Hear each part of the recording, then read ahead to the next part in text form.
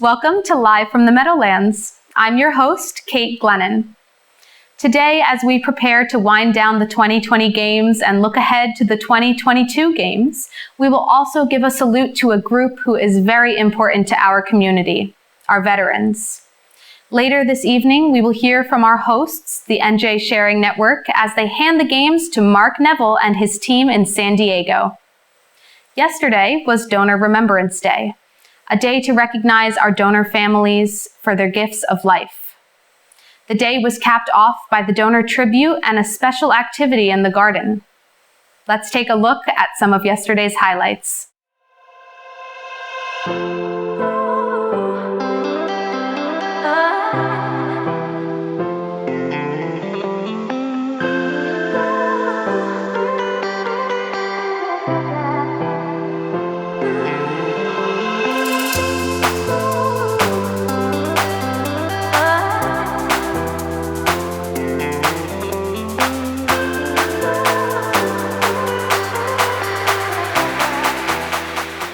What a great day.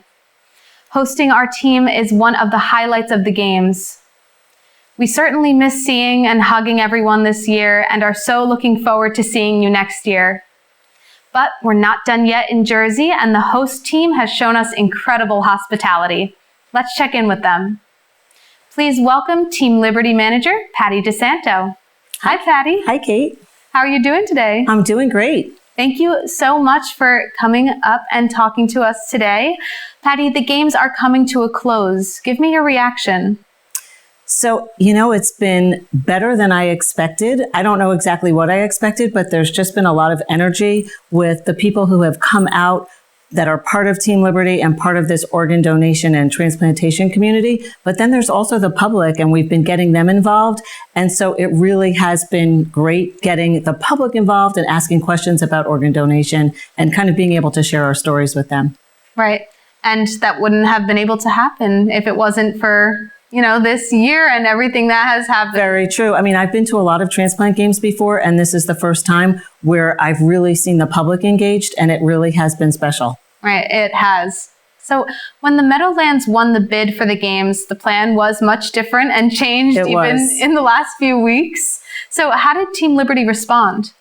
So I think one of the things about Team Liberty, it's a team that continues to just be really resilient with everything that happens, whether it's happening in our personal lives or happening in the world around us. We just kind of get with the program and, come out and have fun and really just try to spread the word about organ donation and transplantation, but also to just be together as a huge family. So Still this year, it was kind of the same. They just came and did whatever was going on and enjoyed all of it. It was great seeing people in person and hugging people in person. So it has been great. Yeah, the spirits of the team has been super uplifting throughout, this weekend too. And it's shown through everything, which is awesome. And I've even met some new team members. I mean, we weren't really expecting people that we didn't know before to come and join Team Liberty. We also met people literally from the public who were either organ donors, living donors, donor family, and recipients. And we're like, welcome to Team Liberty. And they were really getting excited and thinking about San Diego. So that's been fun. Right, which is so cool to hear, getting people on board for the next 2 years. It's awesome. So what's been your favorite part of hosting the games?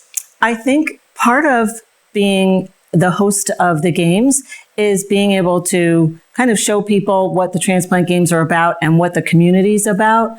That's one thing. Like I said, bringing in new members or members that we've seen for every 2 years for the past 10 or 12 years.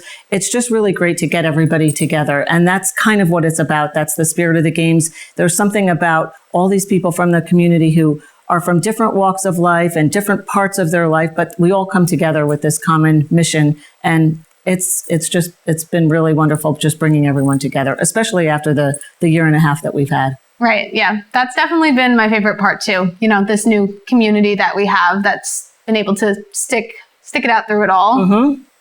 And of course, we all wanted to be together in person this year, and that was kind of tough for everyone. But the teams, of course, rallied and are joining us on the event hub. So Patty, what message do you have for the rest of the teams that weren't able to join us in person? Well, I hope they've seen some of the excitement on the event hub. Also seeing people at the American Dream And, like I said, people from the public and people from New Jersey, New York, Connecticut, that's our team area. And seeing people walking around with the crowns and with the t-shirts about organ donation or Team Liberty, I hope everybody sees that this excitement still continues. And with this past year and a half that we've had, that we're still able to really get the message out. Right. Yeah, you have totally. And the crowns are a favorite touch of mine. Rock the crowns. Yeah, you do rock the crowns. So we will all be together in San Diego next year, Patty. So what advice do you have for Team SoCal? So it's funny that you say that. I actually talked to the Team SoCal manager a couple of months ago. She was asking for advice, and it's really just about getting your existing team members and your new team members excited about showing the region that you're from and also getting the message across and bringing all the teams together. I think also a lot of people are really excited about San Diego, people who have been to the games or people who haven't. I think they're really looking forward to getting back to the original format of the games and just kind of getting to see everybody, seeing some of the videos that we've seen over the past few days and recognizing people in these videos from teams across the country. I think we're all just really excited about getting together in San Diego, and it's supposed to be a beautiful part of the country. For sure. And San Diego, is the perfect place to do it. I'm very excited to go there too. Yeah, can't wait. But thank you so much for sharing your time with us today. It's been awesome talking to you. Thank you for having me. Yeah, of course. And go Team Liberty. Yes, go Team Liberty. As Olivier mentioned during the opening ceremony, this year competitions were held in home markets. Track and field, swimming, bowling, and golf were just some of the competitions for these reimagined games. Let's take a look at some of the competitors from this year.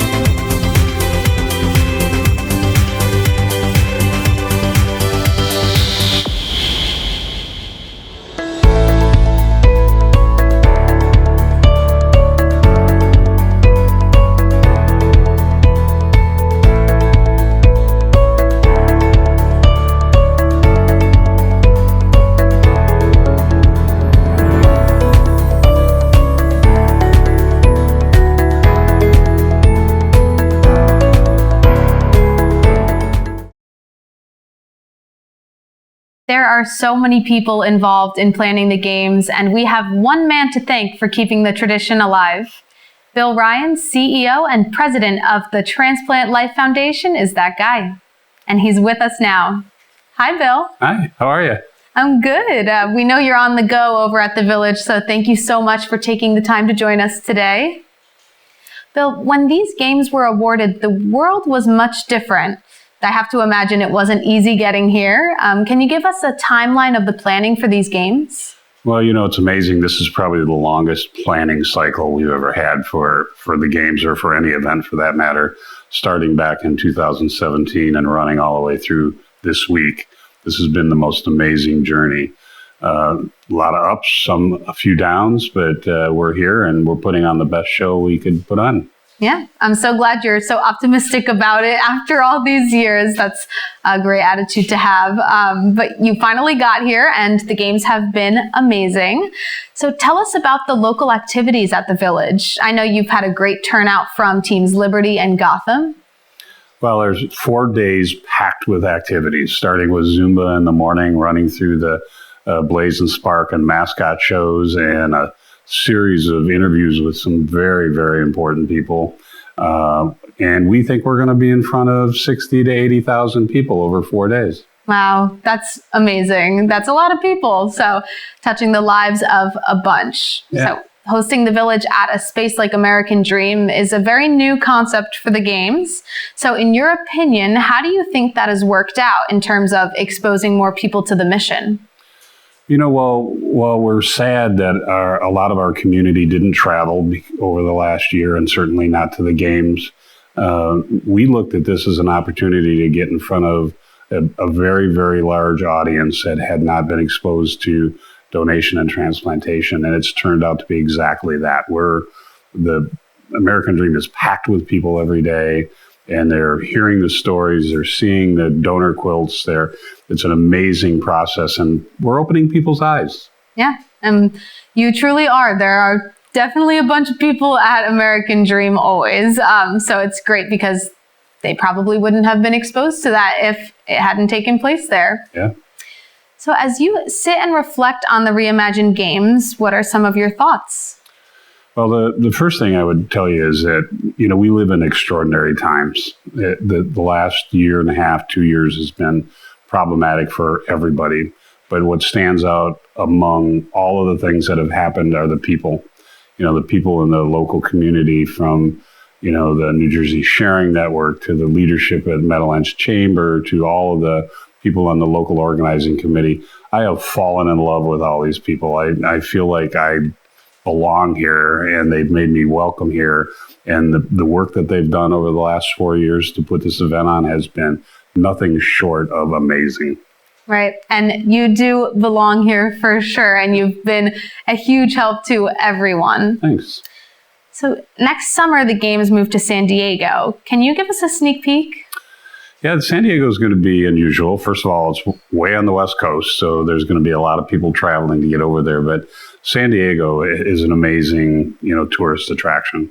A lot of water, a lot of ocean. There's lots of things to do there, and it's warm. I think people are already getting excited about the opportunity to go. We're going to do a lot of our competitions at the University of California in San Diego.